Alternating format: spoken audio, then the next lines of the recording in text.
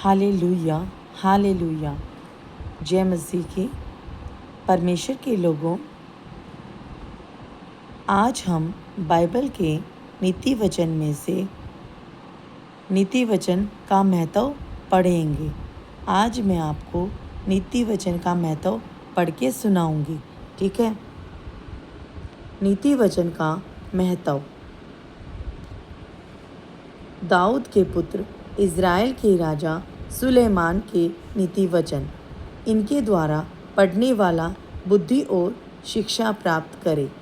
यानी कि जो नीति वचन को पढ़ेगा तो प्रभु ने लिखा है कि वो इनको पढ़ने वाला बुद्धि और शिक्षा को प्राप्त करेगा और समझ की बातें करेगा और समझ की बातें समझे।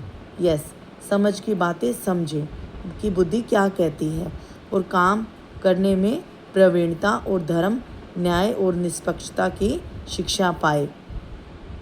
कि भोलों को चतुराई और जवान को ज्ञान और विवेक मिले। बुद्धि कहती है कि भोलों को चतुराई और जवान को ज्ञान और विवेक मिले। कि बुद्धिमान सुनकर अपनी विद्या को बढ़ाए और समझदार बुद्धि का उपदेश पाए। यानी कि जो बुद्धिमान है वो तो सुनकर अपनी विद्या को बढ़ाए, अपनी और भी ज़्यादा उसे सीखे, और जो समझदार है वो बुद्धि का उपदेश पाए, जिससे कि वे नीति वचन और दृष्टांत को और बुद्धिमानों के वचन और उनके रहस्यों को समझे। युवकों को सलाह।